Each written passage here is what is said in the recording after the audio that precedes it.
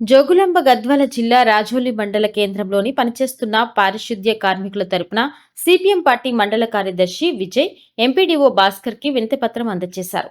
గతంలో రాజోలి గ్రామ సర్పంచ్ మరియు వార్డు మెంబర్లు కలిసి తీర్మానం చేసి 2200 జీతం పెంచడం జరిగిందన్నారు. అప్పట్లో క్రమం తప్పకుండా నెల నెల కార్మికులకు అకౌంట్లో డబ్బులు వచ్చేవి. కానీ గత 9 నెలలుగా పెంచిన జీతం నుంచి రావడం లేదని కార్మికులు చాలా ఇబ్బంది పడుతున్నారు.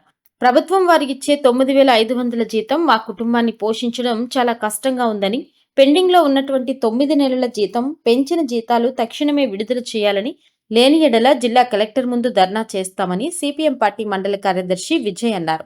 అనంతరం ఎంపీడీఓ భాస్కర్‌కి మరియు ఎంపీ ఓ కాజావలికి, పంచాయతీ కార్యదర్శి కృష్ణకు వినతిపత్రం అందజేశారు. ఈ కార్యక్రమంలో సిపిఎం మరియు సిఐటియు నాయకులు లక్ష్మణ, సత్తార్, తిక్కన, రవి, మహేష్, దస్తగిరి, సంజన పాల్గొన్నారు.